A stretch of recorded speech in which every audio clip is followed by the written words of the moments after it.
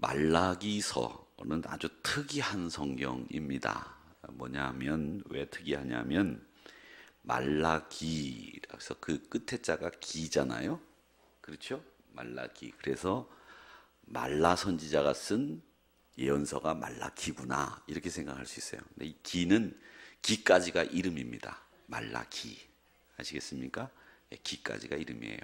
그러니까 역대, 상하, 서 이러면 괜찮은데 말라기까지가 신명기, 레위기 이 기가 있어서 말라기도 이 끝에 자가 기록할 기자라고 생각하기 쉽지만 이 기는 사람 이름입니다.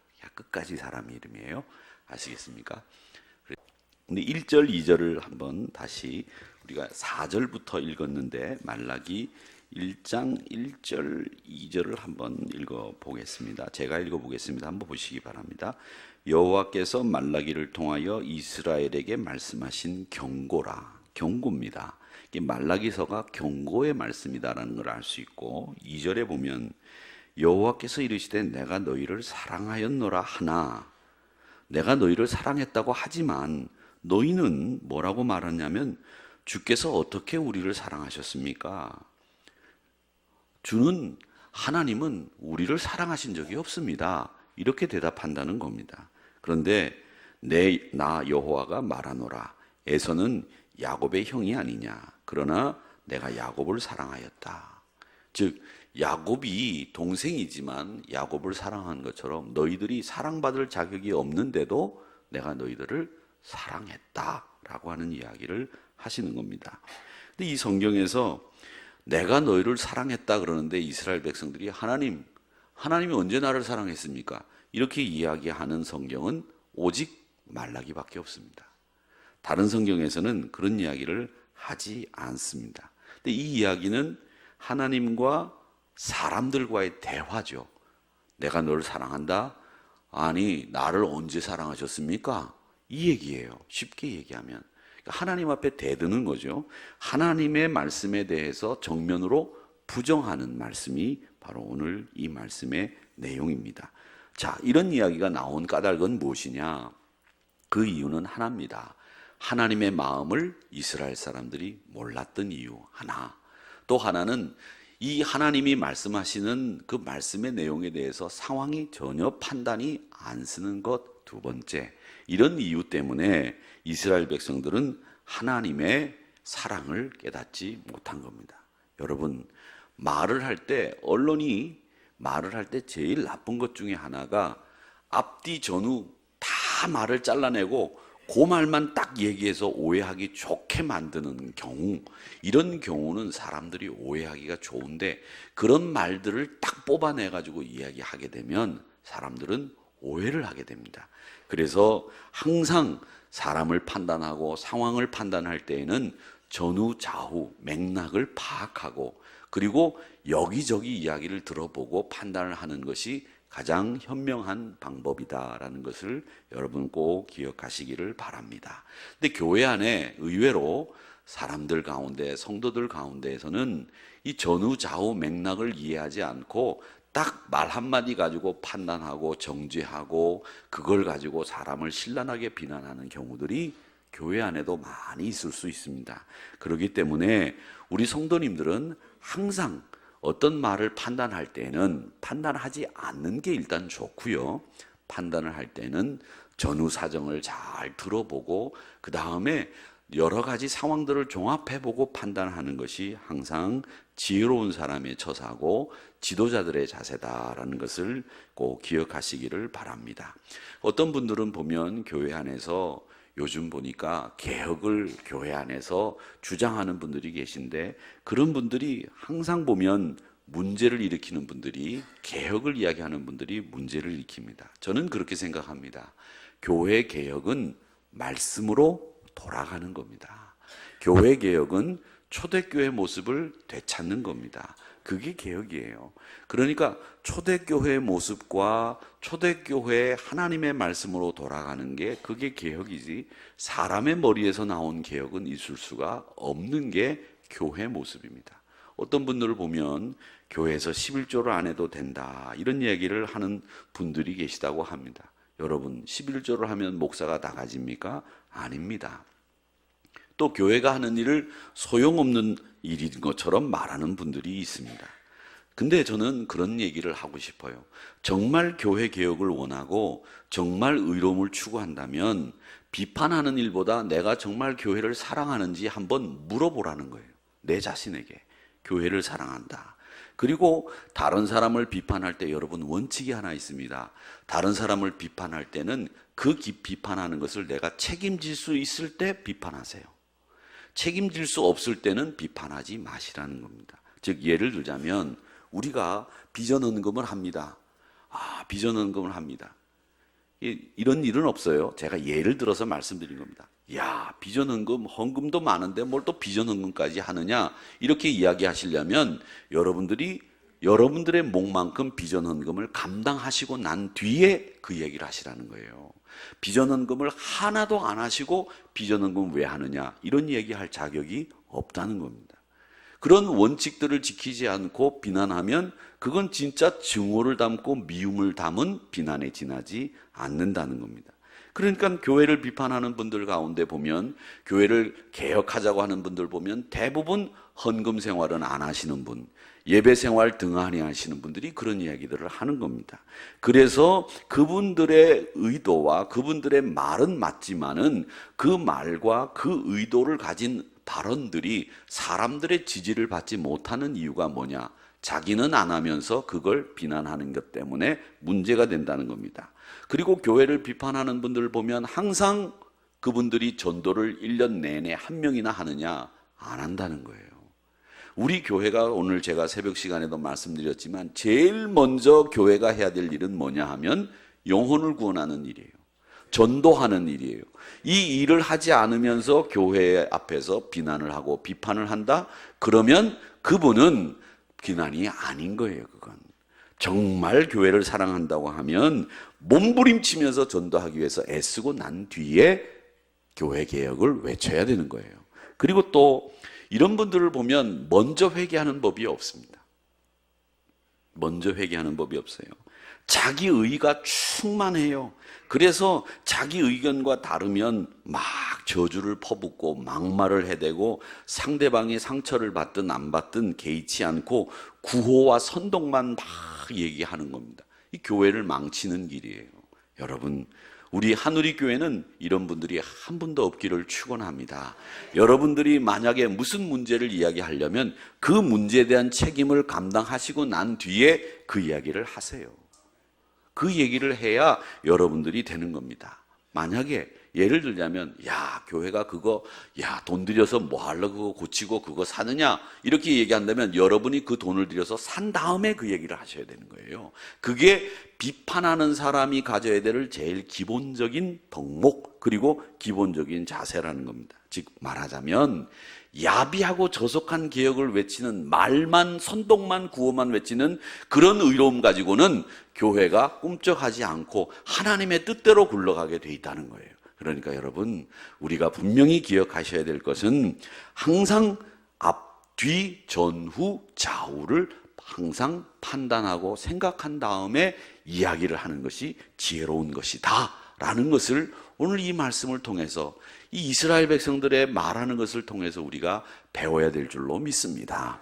사랑하는 성도 여러분, 꼭 그래서 말하기는 신중히 말하고 항상 판단할 때는 전후 좌우 사정을 보고 판단하는 것이 지혜로운 사람의 행동 처신이다라는 것을 오늘 하나님이 나 언제 사랑했습니까? 라고 말하는 이스라엘 백성들을 통해서 배우기를 주의 이름으로 축원합니다.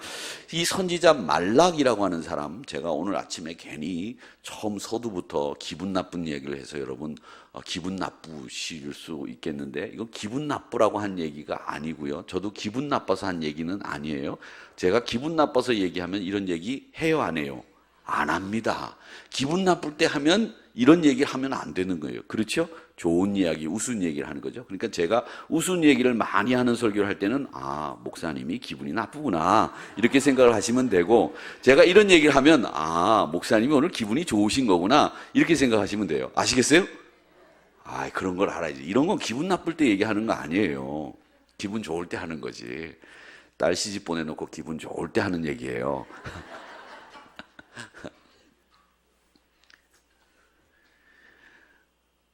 마음들 푸세요. 이렇게 좀 이렇게 푸시고. 말라기는 나의 사자, 나의 천사라는 뜻을 가지고 있는 이름입니다. 그러니까 말라기 선지자가 하나님으로부터 이스라엘 백성들의 영적인 상태를 체크하고 경고를 주시는 하나님의 사자, 하나님의 천사라고 하는 뜻으로 그의 이름이 말라기라고 되어 있다. 이렇게 보시면 되겠고요. 말라기 선지자의 인적 사항에 대해서는 성경에 거의 기록된 바가 없습니다. 전혀 기록된 게 없어요. 근데 오늘 제가 설교하는데 저 바깥에 차가 있는데 이 바깥에 차의 창 유리에 햇빛이 딱 비쳐가지고 제 눈을 딱 눈부시게 하는데 저 차가 어떤 차인지 모르겠는데 저 하얀색 뒤에 있는 차가 제 햇빛을 딱 저 눈으로 비치는데요.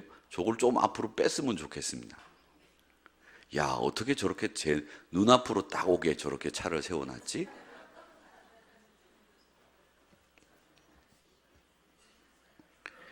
근데 말라기 선지자의 인적 사항에 대해서는 전혀 알려진 바가 없는데 말라기 선지자는 주전 444년, 그러니까 바벨론 포로로 이스라엘 백성들이 돌아올 때 한 번만 돌아오는 게 아니라 3번에 걸쳐서 돌아옵니다.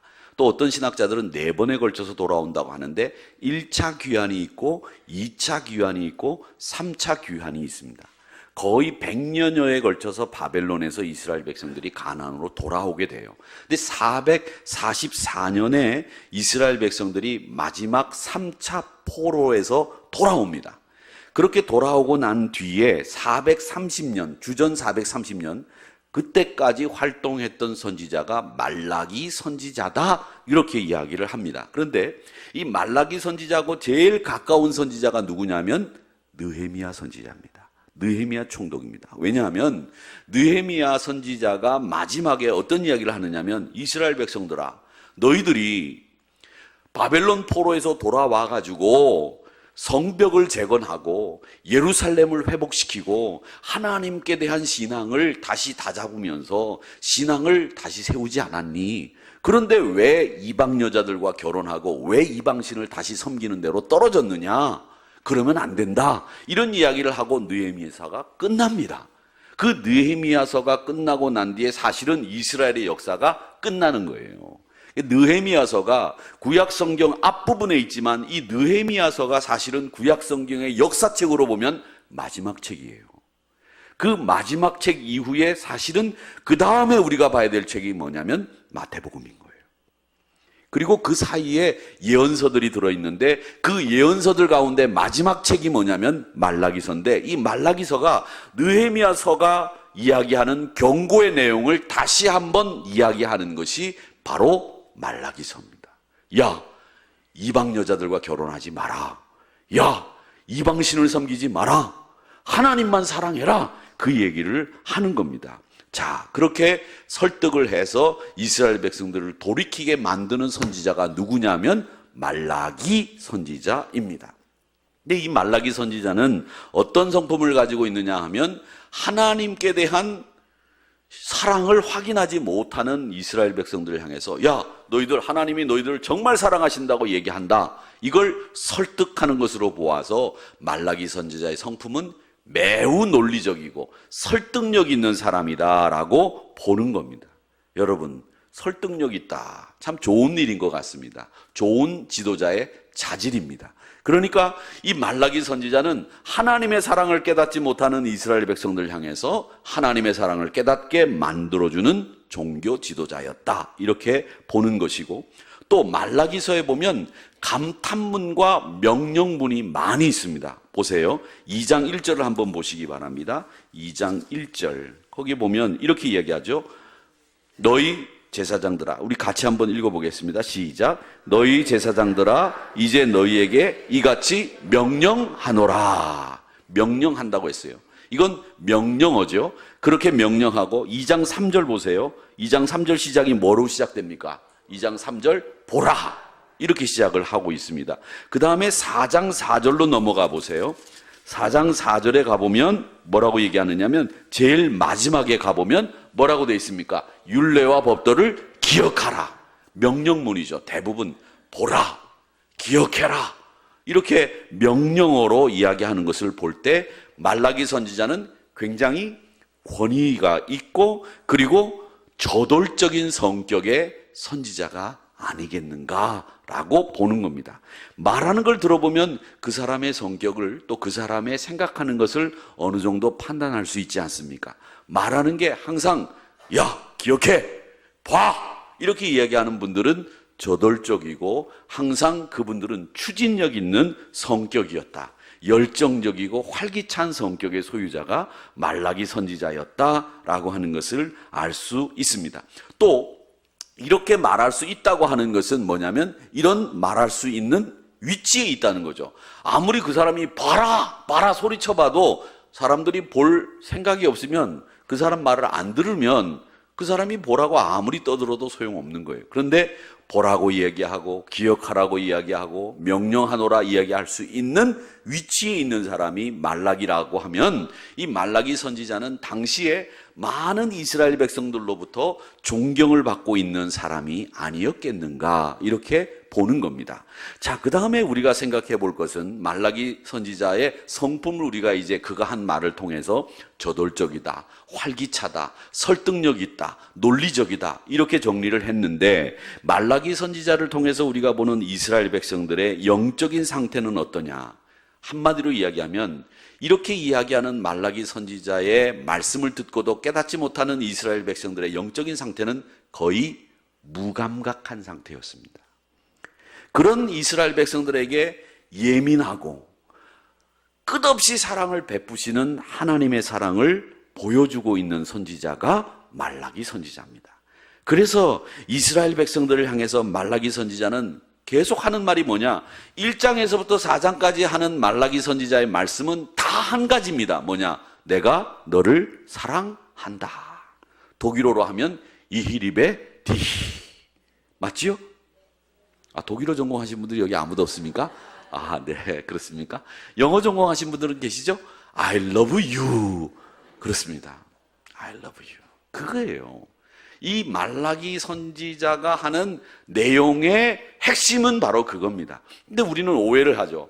말라기 선지자에서 글을 인용해서 제일 많이 목사님들이 설교할 때 11조 설교를 하기 때문에 말라기 선지자가 한 이야기는 11조 얘기밖에 없지 않겠느냐 이렇게 생각하고 있는데 말라기 선지자의 1장에서부터 4장까지의 내용은 11조 내용이 아니고요. 내가 너를 사랑한다라는 말씀이 말라기서의 주제입니다. 여러분 꼭 기억해 주시기를 바랍니다. 그러니까 이렇게 이야기하는 이유는 뭐냐?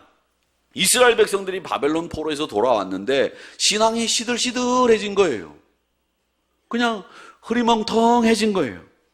성전을 재건하기 위해서 얼마나 몸부림을 쳤습니까?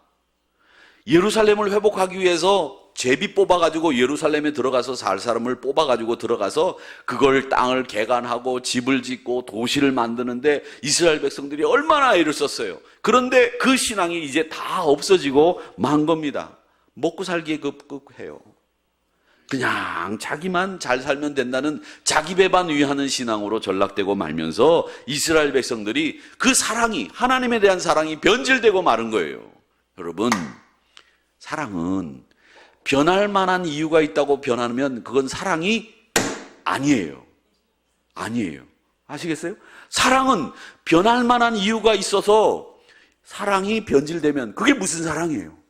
사랑은 항상 똑같아야 되는 거예요. 그래서 결혼식을 할 때 주례가 뭐라 그럽니까? 검은 머리가 팥뿌리가 돼도 병들 때나 약할 때나 무슨 얘기예요? 변한다고 해서 사랑을 바꾸면 안 된다는 얘기 아닙니까? 안 그렇습니까? 이쁘고 주름 하나 없을 때는 사랑한다 하다가 주름 많이 생기고 머리 다 빠지고 머리 하얗게 돼가지고 등 굽으면 나서 사랑하지 않는다. 이게 무슨 사랑이에요? 변해도 사랑하는 게 진짜 사랑이란 말이에요. 그러니까 여러분, 여자분들은 내가 변했는데 남편이 사랑하지 않는다. 그럼 진짜 사랑이 아니었던 거예요. 지금까지 속은 거예요. 오늘 가서 데모를 하세요. 네, 데모를 하세요. 목사님이 오늘 설교하는데 변했다고 사랑하지 않으면 그건 사랑이 아니라고 하더라 말이지. 돈 내놔라 말이지. 통장 다 내놔라. 그렇게 얘기하세요. 당당하셔야 돼요. 사랑이 아니라니까. 변해도 사랑하는 게 그게 사랑이 진짜지.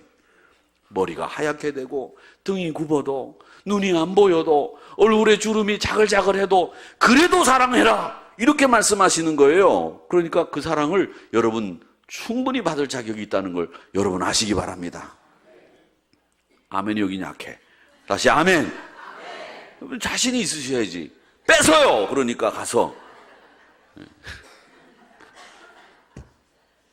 사랑은 변할 만한 이유가 있다고 변하면 그건 사랑이 아니라는 겁니다. 마찬가지입니다.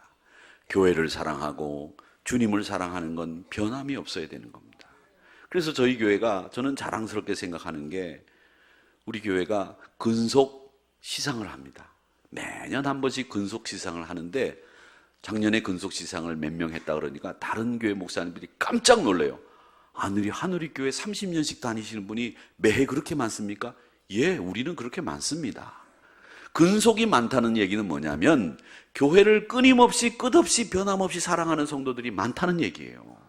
그게 그 교회의 힘이고 저력이고 전통이라는 건 얼마나 자랑스러운 일이냐, 저는 그런 생각을 합니다. 그러니까 우리 사랑하는 성도 여러분, 교회는요 대를 이어서 충성하는 거예요. 김일성이한테만 대를 이어서 충성하는 게 아니라 교회를 위해서라면 대를 이어서 충성하는 거, 그게 전통 있는 교회요, 그게 자랑스러운 교회라는 걸 여러분 꼭 기억하시기를 바랍니다. 다른 교회 가셔서 보세요. 대를 이어서 충성하는 사람이 얼마나 있나 한번 보세요. 우리 교회만큼 대를 이어서 전통으로 수고하고 애쓰고 충성하는 교인들이 많은 교회가 어디 있나? 없어요. 하늘의 교회가 최고예요. 그거 아셔야 돼요. 그거 모르고 그냥 이고 다니지 마세요.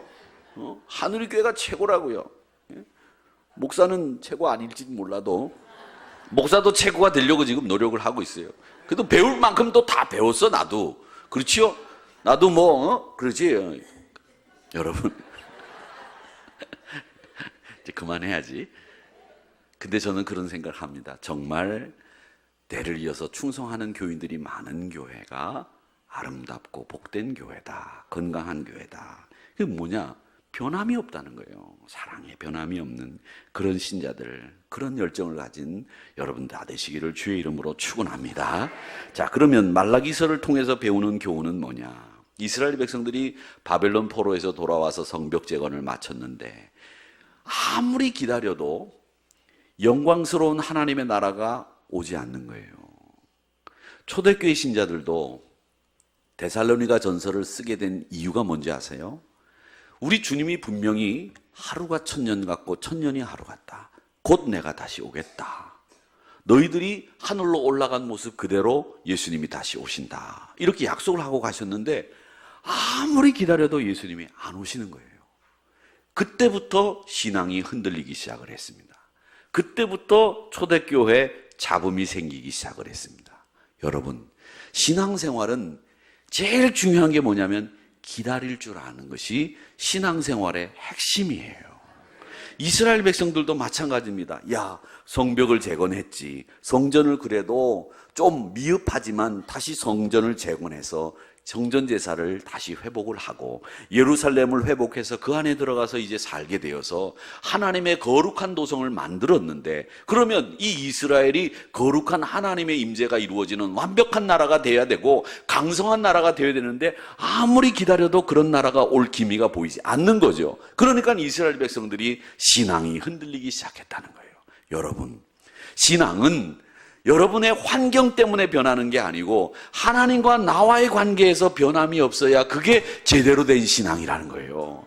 기다릴 줄 알아야 됩니다. 여러분, 신앙생활 하시면서 인내할 줄 모르면 안 되는 거예요. 그래서 성령의 열매 중에 뭐가 들어있어요? 인내, 자비, 양선. 그 중에 제일 먼저 나오는 게 뭐냐면 인내, 자비, 양선 중에 인내가 먼저 나오잖아요. 참을 줄 알아야 되는 거죠. 참지 못하니까 신앙이 타락하는 거예요. 신앙이 변질되는 거죠. 그러기에 우리 사랑하는 성도 여러분, 늘 신앙생활은 인고하면서 기다릴 줄 아는 게 신앙생활의 핵심이다라는 거예요. 그것 때문에 망치는 경우들이 많다라는 것을 우리가 이 말라기를 통해서, 이스라엘 백성들을 통해서 배우게 되는 겁니다. 자, 이스라엘 백성들을 통해서 우리가 배우는 말라기의 두 가지 교훈은 그러면 결론적으로 뭐냐? 두 가지 교훈은, 하나는 예배와 하나는 헌신입니다.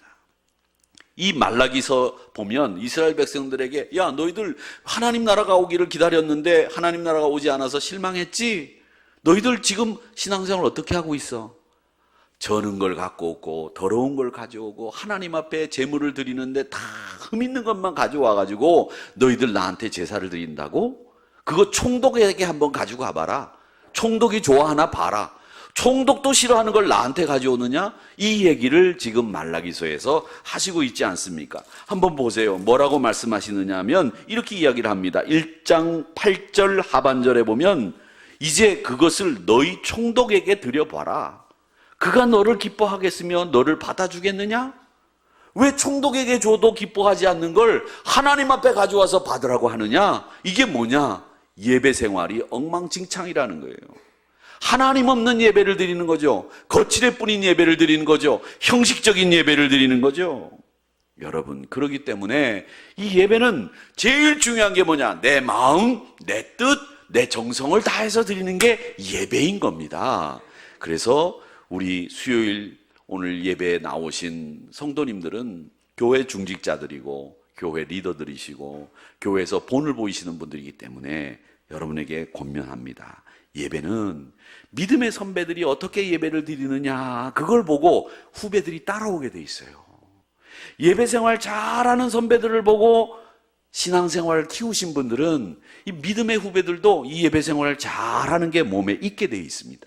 그래서 장로님들도 권사님들도 안수 집사님들도 제일 중요한 것은 예배의 본을 보이시기를 축원합니다. 그게 제일 중요한 거예요. 그 본만큼 중요한 본이 없어요. 오늘 이 말씀에서도 너희들 예배 드리는 게 제일 중요한데 어떻게 내 앞에 와서 그렇게 예배 드리느냐? 너희들이 그렇게 나와서 예배 드리면 총독이 기뻐하겠느냐? 아니다. 나한테 마음과 뜻과 정성을 다해서 예배 드려라. 이 이야기를 말라기서는 우리에게 하고 있는 겁니다. 또 하나 헌신을 얘기하고 있습니다. 1장 6절 한번 보시기 바랍니다. 1장 6절 같이 보겠습니다. 한번 같이 읽어보겠습니다. 시작.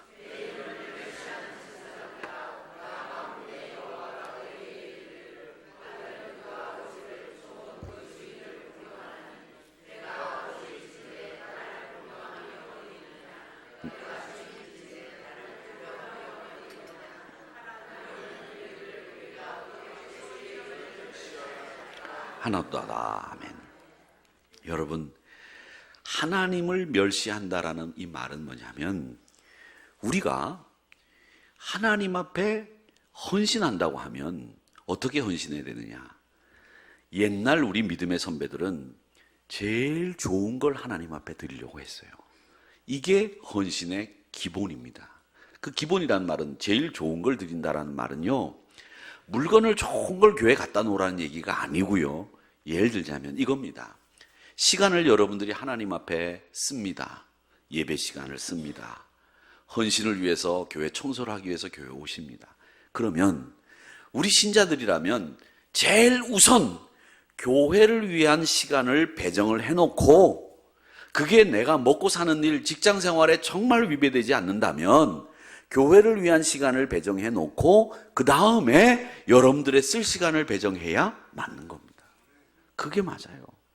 또 헌금도 여러분들이 드릴 때 쓰고 남은 걸 하나님 앞에 드리는 건지 정말 하나님 앞에 정성껏 떼어서 구별한 다음에 헌금을 드리는 건지 하나님은 아시잖아요. 저는 몰라도 하나님 앞에 그렇게 헌금하고 그렇게 시간을 드리라는 거예요. 좋은 걸 드리라는 게. 헌신의 기본은 뭐냐? 많이 하는 것도 중요하지만 많이 하는 게 중요한 게 아니에요. 적은 거지만 내가 정말 이 하나님 앞에 내가 하나님을 사랑합니다라고 먼저 구별해서 먼저 띄워놓고 그걸 하나님 앞에 드린 다음에 나머지를 가지고 내가 쓰느냐, 아니면 내가 다 쓰고 난 뒤에 남은 걸 가지고 하나님 앞에 드리느냐, 이걸 하나님은 아시기 때문에 내가 너희들의 헌신을 보겠다는 거예요. 근데 이스라엘 백성들은 자기들이 다 쓰고 남은 뒤에 내가 쓸만치 쓰고 남은 것만큼을 가지고 하나님 앞에 드리려고 하니까 거기에서 영적인 퇴락이 시작이 된 거예요. 그러니까 여러분, 중요한 건 그겁니다. 많고 적음이 아니라, 그런데 많고 적음이 아니라 이렇게 말씀드리지만, 많으면 일단 내 것보다도 하나님의 것을 먼저 생각하지 않으면 많이 드릴 수가 없어요. 어떻게 많이 드려요? 내 걸 먼저 생각하는데 많이 드릴 수 있나요? 그렇기 때문에 그걸 보면 아하, 하나님을 먼저 생각하면서 드린 예물이구나 라는 것을 알 수 있는 거죠. 여러분들이 10만 원을 벌든 200만 원을 벌든 상관없이 하나님의 것을 먼저 떼어놓고 그런 다음에 드리고 난 뒤에 나머지를 가지고 내가 쓰는지, 아니면 내가 내 쓸 거 다 쓰고 난 뒤에 하나님은 것은 요만큼 드리면 되겠다라고 가늠하고 여러분 쓸 거 다 쓰고 드리는지, 그건 여러분이 아실 겁니다. 그걸 하나님은 알고 계신 거예요. 그래서 하나님은 헌신을 이야기하시면서 나는 7절에서 더러운 떡을 내 제단에 드리는 거, 나는 나를 더럽게 만드는 거라고 생각을 하고 그건 여호와의 식탁을 경멸하는 거라고 나는 안다, 이렇게 말씀하시는 거죠. 그러니까 여러분, 사랑하는 성도 여러분께서는 이 말라기서를 통해서 우리 꼭 기억하시길 바랍니다. 하나님이 나를 사랑하시기에 나도 하나님을 사랑합니다라고 고백할 수 있다면 예배 생활은 내 진심을 다해서, 전심을 다해서 드린 예배가 되어야 되고, 또 하나 헌신은 내가 쓰고 남고 난 뒤에 시간을 가지고 충성하는 게 아니고 하나님 앞에 드리는 시간을 먼저 드리고 난 뒤에 내 시간을 쓰고, 물질도 하나님 앞에 드리고 난 뒤에 나머지를 가지고 내가 쓰는 이런 신앙의 자세를 가질 때 그 사람을 하나님은 미쁘다, 충성된 종이다, 이렇게 말씀하신다는 것을 이 말라기서를 통해서 배우시는 저와 여러분이 되시기를 주님의 이름으로 축원합니다. 억지로 하는 것이 아니라 항상 기쁨으로 하나님의 것을 우선하는, 제일 좋은 것을 드릴 줄 아는 믿음의 성도들, 좋은 것을 드린다는 말은 항상 하나님의 것을 우선시한다라고 하는 이 뜻을 여러분 신앙에 잘 적용하시기를 주님의 이름으로 축원합니다.